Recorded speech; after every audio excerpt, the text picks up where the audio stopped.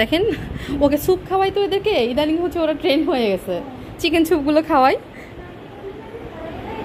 কিন্তু আপু ওই ওষুধ খাওয়ানো যায় না, মানে ওই যে আপনার ইয়েগুলো গোল যেগুলো বড়ি টাইপের ট্যাবলেট খাওয়ানো যায় না, একদম ফেলায় দেয়। আসসালামু আলাইকুম সবাইকে। যে স্নো আর সিম্বাকে নিয়ে আসছি আমি ওদের ক্লিনিকে। এখানে একটা মাশাআল্লাহ খুব ভালো ক্লিনিক আছে, এটা বেলি রোডে একদম। আমি তো অনেক দূর যেতাম, কিন্তু এটা খুবই ভালো একটা সুবিধা, কাছাকাছি। যে স্নোর হচ্ছে খুব সুন্দর সার্ভিস, টেম্পারেচার চেক করছে, তারপরে যে কৃমির ওষুধ খাওয়াই দিব। হঠাৎ করে সকালবেলায় দেখি যে ওদের কৃমির ডিমগুলো দেখতে পাচ্ছিলাম, তো যখনই দেখি তখন আমার মাথা খারাপ হয়ে যায়। আমি খুব দ্রুত ক্লিনিকে নিয়ে চলে আসি। তো এই যে আমার বাবাটা কি করতেছে, চেক করতেছে। আপুটা মাশাআল্লাহ খুব ভালোভাবে এদের ট্রিটমেন্ট করছে। আসলে এদের টেম্পারেচারটা আগে দেখেন, তাই না? খুব জ্বর আসলে তো বা জ্বর থাকলে টেম্পারেচার বেশি থাকলে কখনোই এটা ভ্যাকসিন বা ডিওয়ার্মিং কখনোই করানোর জন্য। জি জি, এর জন্য আগে চেক আপ করে নিতে। আচ্ছা আচ্ছা। আর প্রচুর কিন্তু লোমও ওঠে, ওই যে ডিওয়ার্মিং করালে লোম ওঠাটা কমে যাবে, তাই না? আর এই যে সিরাপটা হ্যাঁ, খাওয়ালে ওই স্কিনটা জিনটা। আচ্ছা আচ্ছা, আপু খুব সুন্দর পরামর্শ দিচ্ছে। দাঁড়াও বাবা দাঁড়াও। এ আসলে কি করে, ছাদের উপরে ঘুরে বেড়ায়, তো ছাদের উপরে তো অনেক ধুলাবালি থাকে, যে সেই কারণেই হচ্ছে। হ্যাঁ আপনার বিড়াল অনেক পরিষ্কার, যে আপনি যত্ন করে রাখেন। হ্যাঁ, ও তো মানে আমার বিছানা টিছানায় সব জায়গায় থাকে, তো এরা সুস্থ আছে তো না আপু? জ্বর টর নাই তো? হ্যাঁ আচ্ছা। টেম্পারেচার বেশি থাকলে আমি তো কখনোই তারপরে এদের হার্টবিটও চেক করা হয় নাকি? মাশাআল্লাহ মাশাআল্লাহ, এই যে হার্টবিটও চেক করতেছে, সব কিছুই এভরিথিং। আর এর কিন্তু নেল কাটি না কেন আপু? ছাদে ঘুরে তো, একটা ছাদ থেকে আরেকটা ছাদ, দুটা ছাদে সে যাতায়াত করে, তো দেখা যাচ্ছে যদি ওর ইয়ে হয়, মানে সে যদি না উঠতে পারে, পড়ে যায় যদি, ওই জন্য নেলটা এর কাটে না কিন্তু। তো পাশাপাশি শান্তই থাকে মনে হয়। হ্যাঁ খুব শান্ত। বিড়াল আছে নেল না কাটলে দেখা যায় আচর দিতে পারে। তো এই যে আমার সিম্বার এটাকে ডিওয়ার্মিং করা হয়ে গেছে বাবাকে, তাই না বাবা?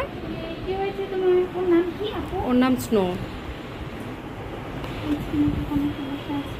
এরও ফ্লি হয়েছে, কিন্তু এ খুব পরিষ্কার থাকে তো, কিন্তু ওই যে ওকে আমি কৃমি থেকে ই করতে পারি না। সাদা বিড়াল দেখতে মনে হয় অপরিষ্কার। গাপটু ওকে কিন্তু আমরা ইয়ে করলাম। ওর ওয়েটটা কত ছিল আপু? দুজনের প্রায় সেম সেম, তাই না আপু? ওর একটু বেশি 4.75 আর ওর হলো 4.45। এই তো এখন স্নোকে মেডিসিন খাওয়ানো হবে। দেখেন কিভাবে, একে বাসায় খাওয়ানো যায় না আপু, কিন্তু ওকে খুব সুন্দর করে ওই যে ইয়ে দিয়ে সিরিঞ্জ দিয়ে খাওয়াই দিচ্ছে। আমি তো খাওয়াতে পারি না, আমি টায়ার্ড হয়ে গিয়েছি, তো যার কারণে এখন থেকে আমি ভাবতেছি এই ভেটে ক্লিনিকেই নিয়ে আসবো, এসে সেখানে খাওয়াবো। আগের মতো মনে হয় যে সেই শক্তিটা আর পায় না ওদেরকে। আচ্ছা এখানে ছেড়ে দাও তাড়াতাড়ি করে, একটু ওদের দুজনের না। হ্যাঁ এই যে দুজনের প্রতি অনেক ভালোবাসা। আচ্ছা দুই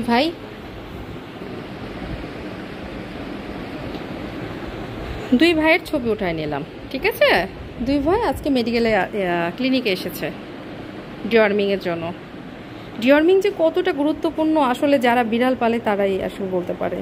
ওই জন্য বিড়ালদের ডিওয়ার্মিংটা অবশ্যই করা দরকার। 3 মাস পর পরে চেক করে দেখবেন, 3 মাস পরে করা দরকার বড় বিড়ালগুলোর। তো ঠিক আছে, বড় বিড়াল ছোট বিড়াল সবগুলো ডিওয়ার্মিং করা দরকার। চাপ আছে একদম। স্নোকে কি আমি ধরবো আপু? আচ্ছা এভাবে ধরি। হ্যাঁ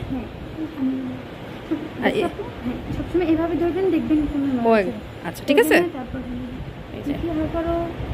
ও খায় কিন্তু আপু, দেখেন ওকে স্যুপ খাওয়াই তো এদেরকে, ইদানিং হচ্ছে ওরা ট্রেন হয়ে গেছে, চিকেন স্যুপগুলো খাওয়াই। কিন্তু আপু ওই ওষুধ খাওয়ানো যায় না, মানে ওই যে আপনার ইয়েগুলো গোল যেগুলো বড়ি টাইপের ট্যাবলেট খাওয়ানো যায় না, একদম ফেলায় দেয়।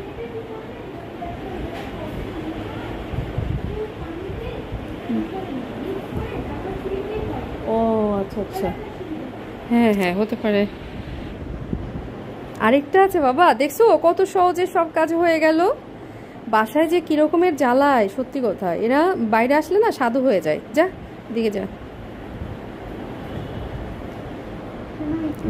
খুব সুন্দর করে আপু খাওয়াই দিচ্ছে। আব্বু আইচু খাও, লক্ষ্মী বাচ্চাটা আমার, লক্ষ্মী বাচ্চা। এটা তো মিষ্টি। হ্যাঁ মুখ বারবার বন্ধ করতে হয়। আসো আসো।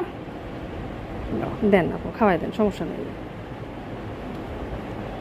Good, very good. ঠিক আছে, সবাই ভালো থাকবেন, আজকে পর্যন্ত।